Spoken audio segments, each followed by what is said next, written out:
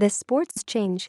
On September 25, 1960, the Chicago Bears, who were coached by the legendary George Halas, beat the Green Bay Packers, who were coached by the future legend Vince Lombardi, 17-14. At that point in the bitter rivalry, the Bears held a commanding 50-26 edge.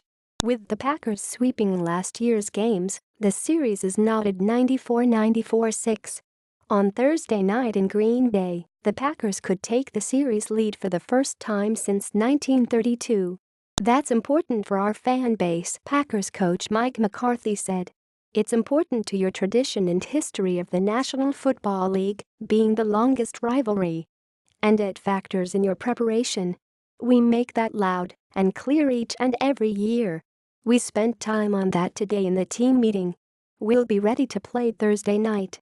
I can promise you that." With Brett Favre and now Aaron Rodgers at quarterback, the Packers have dominated the rivalry recently. Including the 2010 NFC Championship game, Rodgers is 15-4 against Chicago. His passer rating? A sizzling 105.7.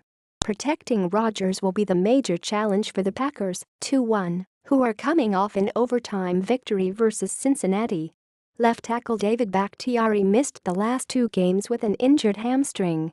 Right tackle Brian Bulaga, who missed the first two games with an injured ankle, made his season debut on Sunday but aggravated the injury and missed the final 23 snaps.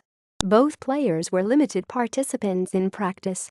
Their availability is key because Kyle Murphy, who started for Bulaga in Week 1 and Bakhtiari in Weeks 2 and 3, injured his foot versus the Bengals and was placed on injured reserve, where he joins second-round pick Jason Spriggs and veteran Don Barclay.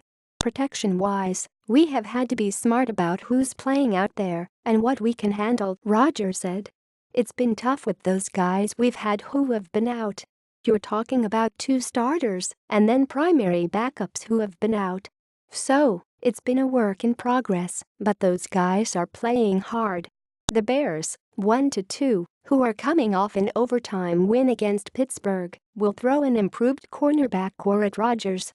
With veteran cornerback Prince Amukamara making his season debut last week, Chicago held Pittsburgh quarterback Ben Roethlisberger to 56.4% accuracy.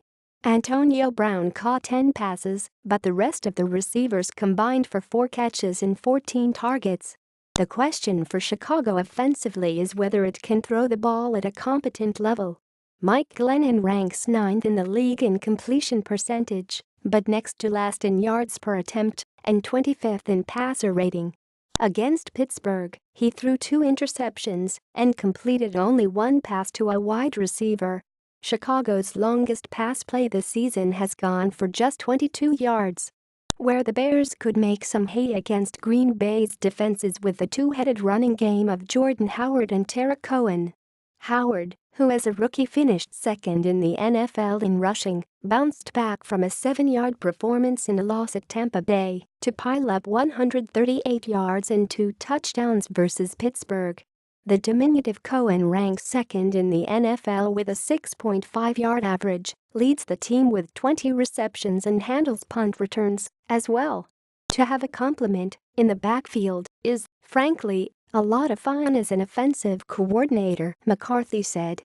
"When you have the ability to put different running styles on the field to attack a defense, I think it's definitely a benefit to the offense."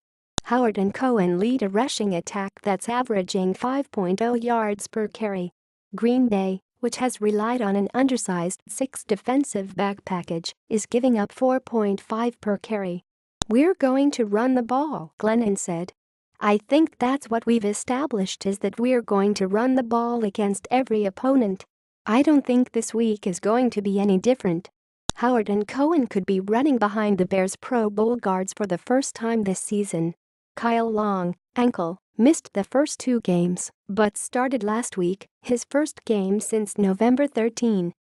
Former Packers standout Josh Sitton, rib, missed last week's game and was limited at Tuesday's practice.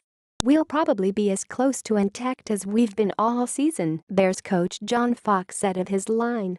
Injuries, as they tend to be for these Thursday games, will be a major storyline right up until the inactives are named 90 minutes before kickoff.